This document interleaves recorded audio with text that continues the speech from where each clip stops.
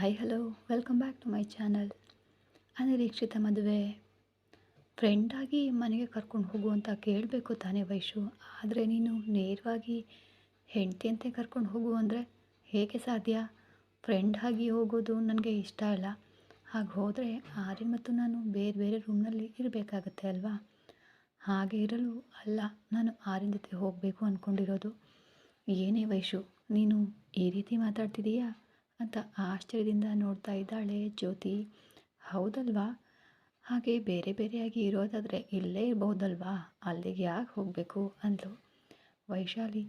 ನೀನು ತಪ್ಪಾಗಿ ಯೋಚಿಸ್ತಿದೀಯಾ. ಹಾಗೆ ಹೇಗೆ ನೀನು ಆರ್ಯನ್ ಹೆಂಡತಿಯಾಗಿ ಹೋಗಲು ಸಾಧ್ಯ? ಆರ್ಯನ್ ಹೆಂಡತಿಯಾಗಿ ಹೋಗಲು ಸಾಧ್ಯ?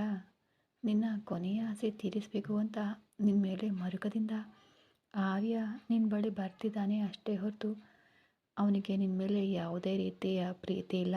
ಅವನು ಇಲ್ಲಿಗೆ ಬರ್ತಾ ಇರೋದು ಕೂಡ ಪ್ರೀತಿಯಿಂದ ಅಲ್ಲ. ಮೊದಲು ನೀನು ಆ ವಿಷಯನ ತಿಳ್ಕೊ ಅಂದ್ಲು ಜ್ಯೋತಿ. ಆರ್ಯ ನಾನು ಬದುಕೋದಿಲ್ಲ ಅಂತ ತಿಳಿದು ಮರುಕದಿಂದ ಬರ್ತಿದ್ದಾನೆ ಅಂತ ನನಗೆ ಗೊತ್ತು. ಆ ಮರುಕವೇ ಪ್ರೀತಿಯಾಗಿ ಬದಲಾಗಿ ಅವನು ನನ್ನನ್ನು ಪ್ರೀತಿಸಬೇಕು ಅನ್ನೋದೇ ನನ್ನ ಆಸೆ ಜ್ಯೋತಿ. ನೀನು ಆಸೆ ಪಡೋದ್ರಲ್ಲಿ ತಪ್ಪಿಲ್ಲ ವೈಶು. ಆದರೆ ಆರ್ಯನ್ ಜಾಹ್ನವಿಯನ್ನು ಪ್ರೀತಿಸ್ತಿದ್ದಾನೆ ಅಂತ ತಿಳಿದ ಮೇಲೂ ಕೂಡ ನೀನು ಈ ಕೊನೆಯ ದಿನಗಳಲ್ಲಿ ಸಂತೋಷವಾಗಿ ಇರದೆ ಅವನು ಪ್ರೀತಿಸ್ತಿಲ್ಲ ಅಂತ ಯಾಕೆ ಸಂಕಟ ಪಡ್ತಿದೀಯಾ? ನೀನು ಒಳ್ಳೆಯದಕ್ಕೆ ಹೇಳ್ತಿದ್ದೇನೆ ಕೇಳು ಅಂದ್ಲು ಜ್ಯೋತಿ. ಒಂದು ಕಾಲದಲ್ಲಿ ನಾವಿಬ್ಬರು ಪ್ರೀತಿಸ್ತಿದ್ವಲ್ವಾ ಜ್ಯೋತಿ, ಮತ್ತೆ ಆ ಪ್ರೀತಿ ಬೇಕು ಅಂತ ಆಸೆ ಆಗ್ತದೆ ಕಣೆ ಅಂದ್ಲು ವೈಶಾಲಿ. ಆರ್ಯನ್ ಚೆನ್ನಾಗಿರಲಿ ಅಂತ ತಾನೇ ನೀನು ಅವನಿಂದ ಆವತ್ತು ದೂರ ಆಗಿದ್ದು. ಈಗಲೂ ಕೂಡ ಅವನು ಚೆನ್ನಾಗಿರಲಿ ಅಂದ್ಕೊಂಡು ಫ್ರೆಂಡ್ ಥರ ಇರ್ಬೋದಲ್ವಾ ವೈಶಾಲಿ? ಈ ಕೆಲವು ದಿನಗಳು ಆರ್ಯನ್ ಜೊತೆ ಇರಬೇಕು ಅನ್ನೋದು ನನ್ನ ಆಸೆ. ಹೇಗಾದರೂ ಇರ್ತೇನೆ ಜ್ಯೋತಿ ಅಂತ ಹೇಳಿ ಹೋದ್ಲು. ಏನೋ ಈ ವೈಶಾಲಿ ಆರ್ಯನ್ ಜೊತೆ ಅವ್ರ ಮನೆಗೆ ಹೇಗೆ ಹೋಗಬೇಕು ಅಂತ ಅಂದ್ಕೊಂಡಿದ್ದಾಳೋ ನನಗೆ ಗೊತ್ತಿಲ್ಲ, ಅರ್ಥ ಆಗ್ತಿಲ್ಲ. ಆರ್ಯನ್ ಮನೆಗೆ ಬರೋದನ್ನು ನೋಡಿದ ಶರ್ಮಿಳಾ, ಏನಪ್ಪ ಆರ್ಯನ್ ಈ ಮಧ್ಯೆ ತುಂಬ ಲೇಟಾಗಿ ಬರ್ತಿದೀಯಾ? ಹಾಗೆಯೇ ಬೆಳಗ್ಗೆ ಬೇಗ ಹೋಗ್ತಿದೀಯಾ? ಆಫೀಸ್ನಲ್ಲಿ ದಿನ ಇಡೀ ಅಷ್ಟು ಕೆಲಸ ಇರುತ್ತಾ ಅಂತ ಅನುಮಾನದಿಂದ ಕೇಳಿದ್ಲು ಶರ್ಮಿಳಾ. ಹಾಗೆ ಕೇಳ್ತಿದ್ದಂತೆಯೇ ಆರ್ಯನ್ ಸ್ವಲ್ಪ ತಡಬಡಾಯಿಸಿ, ಹೌದು ಚಿಕ್ಕಮ್ಮ, ಸ್ವಲ್ಪ ಕೆಲಸ ಜಾಸ್ತಿನೇ ಇದೆ ಅಂತ ಹೇಳಿ ಶರ್ಮಿಳಾ ಮತ್ತೆ ಪ್ರಶ್ನೆ ಮಾಡಲು ಅವಕಾಶನೇ ಕೊಡದೆ ಮೇಲಕ್ಕೆ ಹೋದ. ಈ ಆರ್ಯನ್ ನನ್ನ ಹತ್ರ ಏನೋ ಮುಚ್ಚಿಡ್ತಿದ್ದಾನೆ ಅಂತ ಅನುಮಾನ ಆಗ್ತಿದೆ. ಏನಾಗಿರಬಹುದು ಅಂತ ಯೋಚಿಸ್ತಾ ಡಿನ್ನರ್ ರೆಡಿಯಾಗಿದೆ ಅಂತ ಹೇಳಲು ಬಾಲನನ್ನು ಕರೆಯಲು ಹೋದ್ಲು ಶರ್ಮಿಳಾ.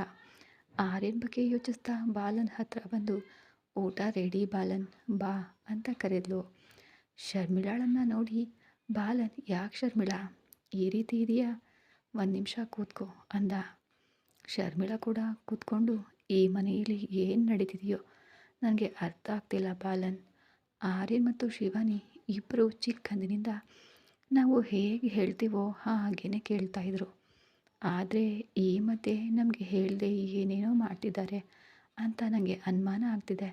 ಆ ಶಿವಾನಿಗೆ ಮದುವೆ ಮಾಡಿಕೊಳ್ಳಲು ಒಬ್ಬನನ್ನು ತೋರಿಸಿದರೆ ಅವನನ್ನು ನೋಡಿ ನಾನು ಮದುವೆ ಆಗೋಲ್ಲ ಅಂತಿದ್ದಾಳೆ ಅಂದ್ಲು.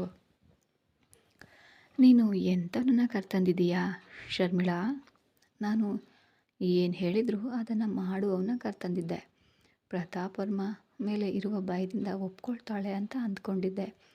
ಆದರೆ ಈ ರಮೇಶ್ ಸುಮ್ಮನೆ ಇರದೆ ಅವಳನ್ನು ಹೆದರಿಸ್ಬಿಟ್ಟಿದ್ದಾನೆ. ಹಾಗಾಗಿ ಈಗ ಅವಳು ಮದುವೆ ಆಗೋದಿಲ್ಲ ಅಂತ ಹಠ ಹಿಡಿದಿದ್ದಾಳೆ. ಈ ಆರ್ಯನ್ ವಿಷಯವಂತೂ ನನಗೆ ಅರ್ಥನೇ ಆಗ್ತಿಲ್ಲ ಬಾಲನ್. ಆರ್ಯನ್ ಏನು ಮಾಡ್ತಿದ್ದಾನೆ ಅಂತ ಅರ್ಥ ಆಗದೆ. ಅಂದರೆ ನಿನ್ನ ಅನುಮಾನ ಏನು ಶರ್ಮಿಳಾ? ಅವನು ಯಾರನ್ನಾದರೂ ಪ್ರೀತಿಸ್ತಾ ಇದ್ದಾನಾ ಅಂತಾನಾ? ಹೌದು ಬಾಲನ್. ಯಾವಾಗ ಮನೆಗೆ ಯಾರನ್ನು ಕರ್ಕೊಂಡು ಬರ್ತಾನೋ ಅಂತ ಭಯ ಆಗ್ತಿದೆ. ಹಾಗೆ ಭಯ ಪಡುವ ಬದಲು ಆರ್ಯನ್ಗೆ ನಾವು ನಿನಗೆ ಹುಡುಗಿಯನ್ನು ಹುಡುಕ್ತಿದ್ದೇವೆ ಅಂತ ನೇರವಾಗಿ ಹೇಳಬಹುದಲ್ವಾ ಅಂತ ಬಾಲನ್ ಹೇಳ್ದ. ಒಂದು ಸಲ ಕೇಳಿದೆ, ಅದಕ್ಕೆ ಅವನು ನನಗೆ ಈಗಲೇ ಮದುವೆ ಮಾಡಿಕೊಳ್ಳುವ ಉದ್ದೇಶ ಇಲ್ಲ ಅಂದಿದ್ದ. ಇನ್ನು ನಾವು ಏನೂ ಕೇಳಲಿಲ್ಲ. ಮೊದಲು ಶಿವಾನಿ ಮದುವೆ ಮಾಡೋಣ ಅಂದ್ಕೊಂಡ್ರೆ ಈ ಪ್ರತಾಪ್ ವರ್ಮ ಪೆಟ್ಟು ತಿಂದು ಬೆಡ್ ಮೇಲೆ ಇದ್ದಾನೆ. ಈಗ ಮದುವೆ ವಿಷಯ ಎತ್ತಿದರೆ ಆರ್ಯನ್ ಏನಂತಾನೋ ಅಂತ ಭಯದಲ್ಲಿ ಸುಮ್ಮನೆ ಇದ್ದೇನೆ. ಆ ಶಿವಾನಿಗೆ ಪ್ರತಾಪ್ ವರ್ಮನನ್ನು ಹೊಡೆದ ನಂತರ ಧೈರ್ಯ ಬಂದಂತೆ ಇದೆ. ನನ್ನನ್ನೇ ಎದುರಿಸಿ ಮಾತನಾಡ್ತಿದ್ದಾಳೆ. ಮನೆಯಲ್ಲಿ ಇಷ್ಟು ದಿನ ನಾನು ಹೇಳ್ದಂತೆ ಎಲ್ಲರೂ ಕೇಳ್ತಾಯಿದ್ರು, ಆದರೆ ಈಗ ಯಾರೂ ಕೇಳ್ತಿಲ್ಲ ಬಾಲನ್ ಅಂದ್ಲು ಶರ್ಮಿಳಾ. ಬಾಲನ್ ಶರ್ಮಿಳಾ ನಿನ್ನ ಕೈಯಲ್ಲಿ ಹೀಗೆ ಕೊಡು ಅಂತ ಅವಳ ಕೈಯನ್ನು ಕೇಳ್ದ. ಶರ್ಮಿಳಾ ಯಾಕೆ ಬಾಲನ್ ಅನ್ನುತ್ತಾ ಕೈನ ತೋರಿಸಿದ್ಲು. ಬಾಲನ್ ಅವಳ ಕೈ ಹಿಡಿದು ನೋಡ್ತಾ ಕುಳಿತನು. ನಿನಗೆ ಕೈ ನೋಡಿ ಜ್ಯೋತಿಷ ಹೇಳಲು ಕೂಡ ಬರುತ್ತಾ ಅಂತ ಕೇಳಿದ್ಲು. ಏನೋ ಸ್ವಲ್ಪ ಗೊತ್ತು ಶರ್ಮಿಳಾ ಅಂತ ತುಂಬ ಹೊತ್ತು ನೋಡಿ, ಶರ್ಮಿಳಾ ನಿನಗೆ ನಡೀತಾ ಇರೋ ವಿಷಯಗಳನ್ನು ನೋಡ್ತಾ ಇದ್ದರೆ ಈಗ ನಿನಗೆ ಅಷ್ಟು ಒಳ್ಳೆಯ ದಿನಗಳು ಇಲ್ಲ ಅನ್ನಿಸ್ತಿದೆ. ಏನು ಬಾಲನ್ ನೀನು ಹೇಳ್ತಾ ಇರೋದು? ಅಂದರೆ ನಾನು ಅಂದ್ಕೊಂಡಂತೆ ಇಬ್ಬರಿಗೂ ನನಗೆ ಇಷ್ಟವಾದವ್ರ ಜೊತೆ ಮದುವೆ ಮಾಡಿಸಲು ಸಾಧ್ಯ ಇಲ್ವಾ ಅಂತ ಕೇಳಿದ್ಲು. ನಾನು ಹೇಳಿದರೆ ನೀನು ಬೇಜಾರು ಮಾಡ್ಕೊಳ್ತೀಯ ಶರ್ಮಿಳಾ, ಆದರೆ ನೀನು ಅಂದದ್ದು ನಿಜ. ಅವರ ಮದುವೆಗಳು ನಿನ್ನ ಕೈಯಲ್ಲಿ ಇಲ್ಲ. ಅಷ್ಟೇ ಯಾಕೆ, ಅವ್ರ ಕೈಯಲ್ಲೂ ಇಲ್ಲ. ಮತ್ತು ಯಾರ ಕೈಲಿದೆ? ಅವರಿಗೆ ಮದುವೆ ಯಾರು ಮಾಡ್ತಾರೆ? ವಿಧಿ ಶರ್ಮಿಳಾ, ವಿಧಿ. ಅವರಿಬ್ಬರ ಮದುವೆ ವಿಧಿಯ ಕೈಲಿದೆ ಅಂತ ಹೇಳ್ದ. ಬಾಲನ್ ಹೇಳಿದ ಮಾತುಗಳಿಗೆ ಶರ್ಮಿಳಾಗೆ ಕೋಪ ಬಂದು, ಬಾಲನ್ ಏನು ಮಾತಾಡ್ತಿದೀಯಾ? ಹಾಗೆ ನಡೆಯಲು ಸಾಧ್ಯನೇ ಇಲ್ಲ. ನಾನು ತೋರಿಸಿದವರನ್ನೇ ಅವರು ಮದುವೆ ಆಗಬೇಕು ಅಂತ ಕೋಪದಿಂದ ಹೇಳಿದ್ದು. ಶರ್ಮಿಳಾ, ನಾವು ಅಂದ್ಕೊಂಡಂತೆ ಎಲ್ಲ ನಡೆಯುತ್ತಾ ಹೇಳು? ನಡೆಯುತ್ತವೆ ಎನ್ನುತ್ತಾ ಶರ್ಮಿಳಾ ಕೋಪದಿಂದ ಮೇಲೆ ಎದ್ಲು. ಈ ಶರ್ಮಿಳಾ ಮನಸ್ಸು ಮಾಡಿದರೆ ಏನು ಬೇಕಾದರೂ ನಡೆಯುತ್ತೆ. ಅಂತಹದ್ರಲ್ಲಿ ಈ ಮದುವೆ ಮಾಡಿಸಲು ಆಗೋದಿಲ್ವಾ? ಹಿಂದೆ ಆರ್ಯನ ಜೊತೆ ಶಿವಾನಿ ಮದುವೆ ಬಗ್ಗೆ ಮಾತಾಡ್ತೀನಿ. 4 ದಿನಗಳಲ್ಲಿ ಮುಹೂರ್ತ ಫಿಕ್ಸ್ ಮಾಡಿಸ್ತೀನಿ ಅಂದ್ಲು. ಸರಿ ಶರ್ಮಿಳಾ, ಹಾಗೆ ಮಾಡಿಸ್ಬೋದು. ಮೊದಲು ಕೋಪ ಕಡಿಮೆ ಮಾಡ್ಕೊ ಅಂದನು ಬಾಲನ್. ನನ್ನ ಮನಸ್ಸಿನಲ್ಲಿ ನೋವು ನಿನಗೆ ಹೇಳಿದರೆ ಸ್ವಲ್ಪ ಕಡಿಮೆ ಆಗುತ್ತೆ ಅಂದ್ಕೊಂಡ್ರೆ ನೀನು ಇನ್ನೂ ಜಾಸ್ತಿ ಮಾಡ್ತಿದ್ದೀಯ ಬಾಲನ್ ಅಂದ್ಲು. ನಿನಗೆ ಹೇಗೆ ಹೇಳಬೇಕೋ ಅರ್ಥ ಆಗ್ತಿಲ್ಲ ಶರ್ಮಿಳಾ ಅಂದನು ಬಾಲನ್. ಸಾಕು ಬಿಡಪ್ಪ, ಇಷ್ಟೊತ್ತು ಹೇಳಿ ಸಾಕು, ಇನ್ನೇನು ಹೇಳಬೇಡ, ಮೊದಲು ಊಟಕ್ಕೆ ಬಾ ಅಂದ್ಲು. ಬಾಲನ್ ಕೂಡ ಇನ್ನೇನು ಮಾತಾಡದೆ ಶರ್ಮಿಳಾ ಹಿಂದೆನೇ ಹೋದ. ಶಿವಾನಿ ಒಳಗಡೆ ಬಂದು ಆರ್ಯನ್ ಬೇಸದಿಂದ ಕುಳಿತಿರೋದನ್ನು ನೋಡಿ, ಅಣ್ಣ ಯಾಕೆ ಆಗಿದ್ದೀರಾ ಅಂತ ಕೇಳಿದ್ಲು. ನಾನೇನಾಗಿದ್ದೀನಿ ಶಿವಾನಿ, ನಾನು ಚೆನ್ನಾಗಿಯೇ ಇದ್ದೀನಿ ಅಲ್ವಾ ಅಂದನು ಆರ್ಯನ್. ಯಾಕಣ್ಣ ನನ್ನ ಹತ್ರ ಕೂಡ ಮುಚ್ಚಿಡ್ತೀರಾ? ನೀವು ಒಮ್ಮೆ ಕನ್ನಡಿಯ ಮುಂದೆ ನಿಂತು ನೋಡಿ ಹೇಗಿದ್ದೀರಾ ಅಂತ ನಿಮಗೆ ತಿಳಿಯುತ್ತೆ. ನಾನು ಸುಳ್ಳು ಹೇಳಬಹುದು, ಆದರೆ ಕನ್ನಡಿ ಸುಳ್ಳು ಹೇಳೋದಿಲ್ಲ ಅಲ್ವಾ? ಏನೂ ಇಲ್ಲ ಶಿವಾನಿ, ಆಫೀಸ್ನಲ್ಲಿ ಸ್ವಲ್ಪ ಕೆಲಸ ಜಾಸ್ತಿ ಇತ್ತು, ಅದಕ್ಕೆ ಸ್ವಲ್ಪ ಸುಸ್ತಾಗಿ ಹಾಗೆ ಕಾಣಿಸ್ತಿರಬಹುದು ಅಷ್ಟೇ ಅಂದನು ಆರ್ಯ. ನಿಮ್ಮ ಫ್ರೆಂಡ್ಸ್ ಇಬ್ಬರು ಇದ್ದಾರಲ್ಲ ಅಣ್ಣ, ಎಲ್ಲ ಕೆಲಸ ನಿನ್ನ ಮೇಲೆ ಹಾಕಿ ಅವ್ರು ಏನು ಮಾಡ್ತಿದ್ದಾರೆ ಅಂದ್ಲು. ಶಿವಾನಿ ಹಾಗೆ ಕೇಳಿದಾಗ ಆರ್ಯನ್ಗೆ ನಗು ಬಂದು, ಅವರು ಕೆಲಸ ಮಾಡ್ತಿದ್ದಾರೆ ಬಿಡು ಅಂದನು. ಅವರು ಏನು ಮಾಡ್ತಿದ್ದಾರೋ ಏನೋ, ನಾಳೆ ನಾನೇ ನಿಮ್ಮ ಆಫೀಸ್ಗೆ ಬಂದು ಅವ್ರು ಕೆಲಸ ಮಾಡ್ತಿದ್ದಾರಾ ಇಲ್ವಾ ಅಂತ ನೋಡ್ತೀನಿ ಅಂದ್ಲು. ಸರಿ, ಹಾಗೇನೆ ಬಂದು ನೋಡು, ನಿನಗೆ ತಿಳಿಯುತ್ತೆ ಅಂದನು ಆರ್ಯ. ಖಂಡಿತ ಬರ್ತೀನಿ ಅಣ್ಣ, ಅವರು ಕೆಲಸ ಮಾಡ್ತಿಲ್ಲ ಅಂತ ನನಗೆ ತಿಳಿದ್ರೆ ಅವ್ರ ಕತೆ ಅಷ್ಟೇ ಅಂದ್ಲು. ಸರಿ, ಹಾಗೆ ಮಾಡು. ಊಟ ಮಾಡಿದ್ಯಾ ಅಂತ ಕೇಳ್ದ ಆರ್ಯ. ಇಲ್ಲ ಅಣ್ಣ, ನೀನು ಬಂದಿದೆಯೋ ಇಲ್ವೋ ನೋಡಲು ಬಂದೆ ಅಂದ್ಲು. ಹೌದಾ, ಸರಿಮ್ಮ, ಹೋಗಿ ಊಟ ಮಾಡು ಅಂದ ಆರ್ಯನ್. ಅದೇನಣ್ಣ ನೀನು ಬರೋದಿಲ್ವಾ ಅಂತ ಕೇಳಿದ್ಲು. ನನಗೆ ಹಸಿವಿಲ್ಲ ಶಿವಾನಿ, ನೀನು ಹೋಗಿ ಊಟ ಮಾಡಮ್ಮ ಅಂದನು ಆರ್ಯ. ಹಾಗಾದರೆ ಸರಿ ಬಿಡು, ನನಗೂ ಹಸಿವಿಲ್ಲ, ನಾನು ಹೋಗಲ್ಲ ಅಂದ್ಲು ಶಿವಾನಿ. ಶಿವಾನಿ ಹೇಳೋದನ್ನು ಕೇಳು ಅಂದನು ಆರ್ಯನ್. ನೀನು ಬಂದರೆ ಮಾತ್ರ ನಾನು ಹೋಗೋದು ಅಂದ್ಲು ಶಿವಾನಿ. ಆರ್ಯನ್ ಬಂದ ಕೂಡಲೇ ಶಿವಾನಿ ಮದುವೆ ಬಗ್ಗೆ ಮಾತಾಡಬೇಕು ಅಂತ ಶರ್ಮಿಳಾ ಕಾಯ್ತಾ ಇದ್ದಾಳೆ. ಏನಿದು ಶಿವಾನಿ, ನೀನು ಹೀಗೆ ಚಿಕ್ಕ ಮಕ್ಕಳ ತರಹ ಹಠ ಮಾಡಿದರೆ ಹೇಗೆ ಹೇಳು? ನೀನು ಹಸುವಿನಿಂದ ಮಲಗ್ತೀಯಾ? ಅಂದರೆ ನಾನು ಹೇಗೆ ಒಪ್ಕೊಳ್ಳಿ ತಂಗಿ ಅಂದ ಆರ್ಯ. ಸರಿ ನಡಿ ಹೋಗೋಣ ಅಂತ ಇಬ್ಬರು ಕೂಡ ಕೆಳಗೆ ಬಂದರು. ಇವರು ಬರುವಷ್ಟರಲ್ಲಿ ಬಾಲನು ಊಟ ಮಾಡ್ತಾಯಿದ್ದ. ಶರ್ಮಿಳಾ ಆರ್ಯನವರನ್ನು ನೋಡಿ ಇನ್ನೂ ಬರಲಿಲ್ವಲ್ಲ ಅಂತ ನೋಡ್ತಿದ್ದೆ. ನಾನೇ ನಿಮ್ಮ ಹತ್ರ ಬರೋಣ ಅಂದ್ಕೊಂಡೆ, ಅಷ್ಟರಲ್ಲಿ ನೀವೇ ಬಂದ್ರಿ ಅಂದ್ಲು. ಶಿವಾನಿ ಏನು ಮಾತಾಡಿದೆ, ಸುಮ್ಮನೆ ಆರ್ಯನ ಪ್ಲೇಟ್ನಲ್ಲಿ ಅನ್ನ ಬಡಿಸ್ತಾ ಇದ್ದರೆ, ನೀನು ಕುಳಿತುಕೋ ಶಿವಾನಿ, ನಾನು ಬಡಿಸ್ತೀನಿ ಅಲ್ವಾ ಅಂದ್ಲು ಶರ್ಮಿಳಾ. ನಿನಗ್ಯಾಕೆ ಬಿಡು ಚಿಕ್ಕಮ್ಮ ಅಂತ ಒತ್ತಿ ಹೇಳ್ತಾ ನಮ್ಮ ಅಣ್ಣನಿಗೆ ನಾನೇ ಬಡಿಸ್ತೀನಿ, ನೀನು ಆತನಿಗೆ ಏನು ಬೇಕೋ ನೋಡ್ಕೊ ಅಂದ್ಲು. ಶಿವಾನಿ ಹಾಗೆ ಹೇಳಿದ್ದಕ್ಕೆ ಕೋಪ ಬಂದರು. ಅದನ್ನು ನುಂಗ್ಕೊಂಡು ಯಾಕೆ ಹೀಗೆ ಮಾತಾಡ್ತೀಯ ಶಿವಾನಿ ಅಂದ್ಲು ಶರ್ಮಿಳಾ. ಆರ್ಯನ್ ಜಾಹ್ನವಿ ಆಲೋಚನೆಯಲ್ಲಿದ್ದು ಅಲ್ಲಿ ನಡೀತಾ ಇರೋದು ಯಾವುದು ಗಮನಿಸಲಿಲ್ಲ. ಬಾಲನ್ಗೆ ಶರ್ಮಿಳನ್ನು ಶಿವಾನಿ ಹೇಗೆ ಎದುರಿಸಿ ಮಾತನಾಡಿದ್ದು ಇಷ್ಟ ಆಗದೆ ಆಕೆಯ ಕಡೆ ಗಂಭೀರವಾಗಿ ನೋಡ್ತಾ ಇದ್ದ. ಆರ್ಯನ್ ಶಿವಾನಿ ಬಡಿಸಿದ್ದನ್ನು ಊಟ ಮಾಡ್ತಾ ನೀನು ತಿನ್ನು ಶಿವಾನಿ ಅಂದ. ಶಿವಾನಿ ಕೂಡ ಆರ್ಯನ್ ಪಕ್ಕದಲ್ಲೇ ಕುಳಿತು ಊಟ ಮಾಡ್ತಾ ಇದ್ಲು. ಶರ್ಮಿಳಾ ಶಿವಾನಿ ಮದುವೆ ಬಗ್ಗೆ ಆರ್ಯನ್ ಜೊತೆ ಈಗ ಮಾತನಾಡದಿದ್ದರೆ ಆಗೋದಿಲ್ಲ ಅಂತ ನಿರ್ಧರಿಸಿ ಆರ್ಯ ಅಂತ ಕರೆದ್ಲು. ಊಟ ಮಾಡ್ತಾ ಇದ್ದವನು ಹಾಗೆಯೇ ನಿಲ್ಲಿಸಿ ಏನು ಚಿಕ್ಕಮ್ಮ ಅಂತ ಕೇಳ್ದ. ಶಿವಾನಿಗೆ ಒಂದು ಸಂಬಂಧ ನೋಡಿದ್ವಿ ಅಲ್ವಾ, ಅವರು ಫೋನ್ ಮಾಡಿ ಮುಹೂರ್ತ ಯಾವಾಗ ಇಟ್ಕೊಳ್ಳೋಣ ಅಂತ ಕೇಳ್ತಾ ಇದ್ದಾರೆ ಅಂತ ಆರ್ಯನ್ ಏನು ಹೇಳ್ತಾನೋ ಅಂತ ಆತನ ಮುಖ ನೋಡಿದ್ಲು. ಶರ್ಮಿಳಾ ಊಹಿಸಿದಂತೆಯೇ ಆರ್ಯನ್ ಕೋಪದಿಂದ ನೋಡ್ತಾ ಡ್ಯಾಡಿಗೆ ಹೀಗಿರುವಾಗ ಈಗ ಮದುವೆ ಯಾಕೆ ಚಿಕ್ಕಮ್ಮ ಅಂತ ಗಂಭೀರವಾಗಿ ಹೇಳ್ದ. ಶರ್ಮಿಳಾ ತನ್ನ ಮದುವೆಯ ಬಗ್ಗೆ ಮಾತನಾಡಲು ತಿರುಗುವುದಕ್ಕೆ ಶಿವಾನಿಗೆ ಮೊದಲು ಬಾಯಿ ಆಯಿತು. ಆದರೆ ಮರಳಿ ಆರ್ಯನ್ ಮಾತುಗಳನ್ನು ಕೇಳಿದ ಮೇಲೆ ಸರಿಯಾಗಿ ಆಯಿತು ಅಂದ್ಕೊಂಡ್ಳು. ಅದಲ್ಲ ಆರ್ಯನ್, ಅವರು ಆ ಥರ ಪಡ್ತಿದ್ದಾರೆ.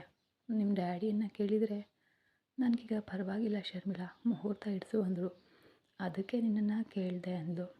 ಡ್ಯಾಡಿ ಹಾಗೆ ಅಂದ್ರಾ? ಆದರೂ ಮದುವೆಗೆ ಈಗೇನು ಅವಸರ ಬಂದಿದೆ?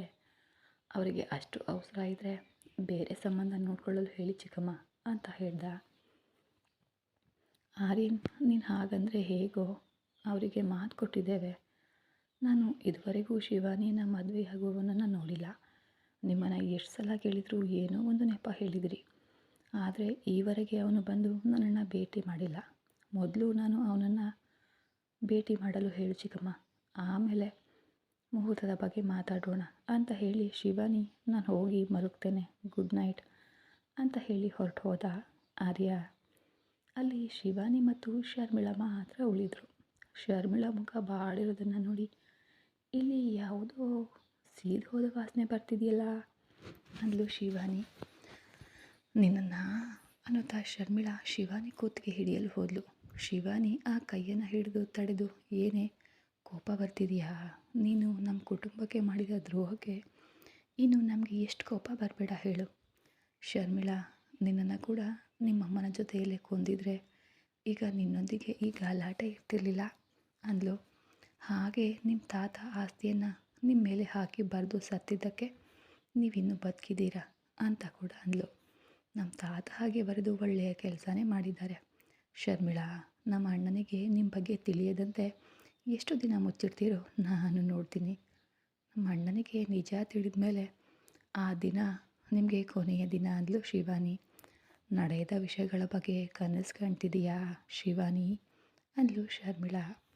ಆ ಕನಸುಗಳೇ ನಾಳೆ ನಿಜವಾಗಿ ನಿಮ್ಮ ಮುಂದೆ ಇರ್ತವೆ, ನೋಡ್ತಾ ಇರು. ಇವತ್ತು ನಡೆಯುವ ಸಂಗತಿ ಯಾಕೆ, ನಿನ್ನ ಜೀವನ ಆ ರಮೇಶ್ ಕೈಯಲ್ಲಿ ಕುಕ್ಕಿ ಹರಿದ ಮೇಲೆ ಎಲೆ ತರಹ ಆಗದಂತೆ ಮೊದಲು ನೀನು ನಿನ್ನ ಜೀವನವನ್ನು ಕಾಪಾಡ್ಕೊ ಅಂದ್ಲು ಶರ್ಮಿಳಾ.